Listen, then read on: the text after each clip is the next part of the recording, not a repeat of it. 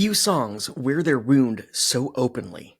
The thorn in Morrissey's side wasn't just imagined, it was the critics, the industry, the world that doubted his sincerity. And in one song, he made that doubt unforgettable. In 1985, the Smiths released The Boy with the Thorn in His Side, a single that turned rejection into art and pain into melody. With jangling guitars and bruised lyrics, The Boy with the Thorn in His Side captured the Smiths at their most vulnerable, and perhaps their most defiant. Before it was a chart single and long before it was an album track, The Boy with the Thorn in His Side was a rallying cry, sharp, melodic, and impossible to ignore. Hi, I'm Andy Fenstermaker, host of Poetic Wax, a weekly music history series where I dig into the record collection I've been building since the 1990s to explore the history of a band, album, or song from within.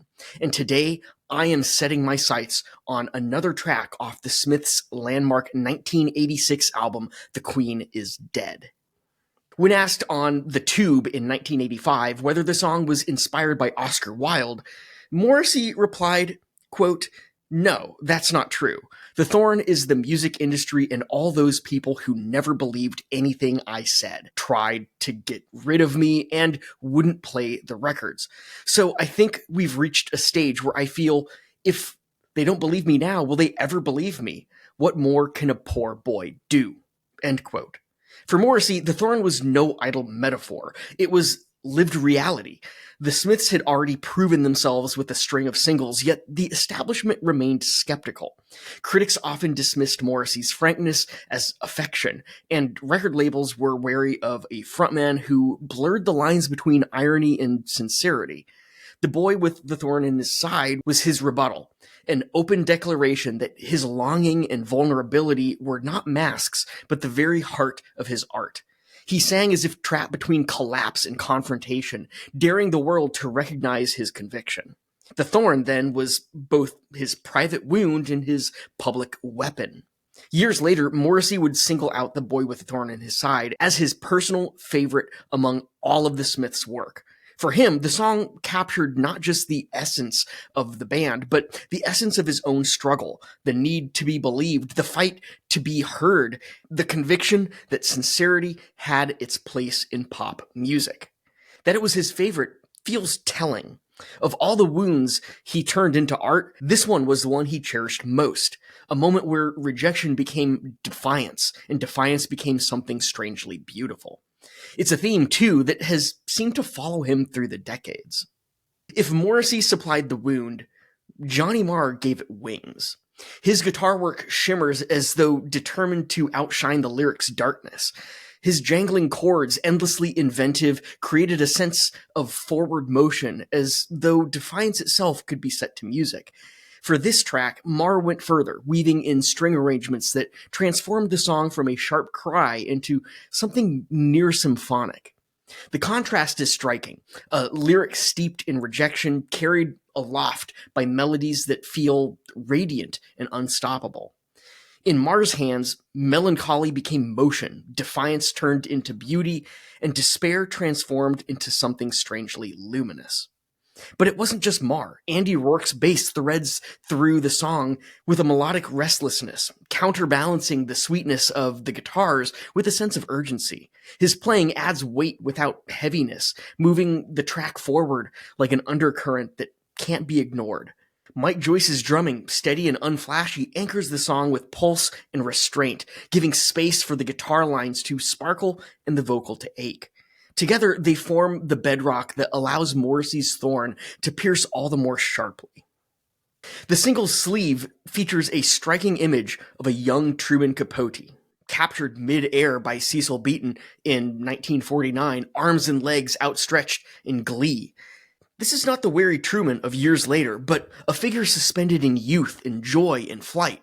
The choice was deliberate. Morrissey often filled the Smiths' sleeves with a chorus of outsiders and figures who embodied both brilliance and alienation. Truman Capote, flamboyant, queer, and unafraid of scrutiny, mirrored Morrissey's own thorn, the sting of being doubted, the risk of being dismissed. The photograph's buoyant energy sits in tension with the song itself. Where Morrissey sings of pain, rejection, and disbelief, the cover offers a moment of release, a fleeting escape from the Thorn's constant pressure. It suggests that even in the face of criticism, there's a leap to be made. A leap of faith, of expression, of defiance. Or maybe it's a reference to the carefree nature of youth and how life experience tend to dig those thorns deeper, longing to return to that youthful innocence. This theme continues in the B-sides. Rubber Ring reflects on memory and the power of music to preserve who we once were. It's a reminder that songs that once made us cry and shaped us never quite let go, even when time moves forward. At Rubber Ring's close, a sampled voice whispers, "You are sleeping, you do not want to believe." Where the A-side was a rallying cry, Asleep is a lullaby. It's tender, inward, almost whispered. It trades defiance for surrender, offering solace where the thorn has left its mark too deeply. Sequenced together, these songs create a journey, the public wound of rejection, the private ache of memory, and finally, the intimate release of rest. And the airborne image of Capote ties them all together. He embodies a leap from pain into expression, the moment where vulnerability becomes a kind of strength. Transcripts of these episodes, along with images from my collection and sounds that you can listen to from songs that I talk about, can be read, seen, and heard over on my Substack. Sign up for free today at poeticwax.substack.com. Also, a huge thank you to some of my paid subscribers. For just $2 a month, you can get early access to new videos, members-only videos, and much, much more. On release, The Boy with a Thorn in His Side climbed to number 23 in the UK charts. Modest by pop standards. Yeah, respectable, but far from a smash hit. But honestly, the Smiths were never really chasing numbers, and legacy can't be measured in numbers alone. What mattered was resonance. The way the track found its home among listeners who felt the same sting of doubt and dismissal. Over time, The Boy with a Thorn in His Side has arguably become one of the Smiths' more enduring anthems. A perfect crystallization of their duality. Melancholy that never loses its elegance. Defiance, wrapped in melody. And despair, dressed in something strangely elegant. 40 years later, the song still carries that charge. It remains as sharp and as luminous as the day it was released. It speaks to anyone who has felt misunderstood or dismissed, anyone who has fought to be taken seriously, anyone who has turned doubt into a rallying cry. Morrissey's Thorn is not just his own. It belongs to all who have turned pain into something expressive, something meaningful, something impossible to ignore. And thanks to Johnny Marr's music, that pain doesn't just endure, it rises, it soars, and it reminds us that even rejection can be transformed into radiance.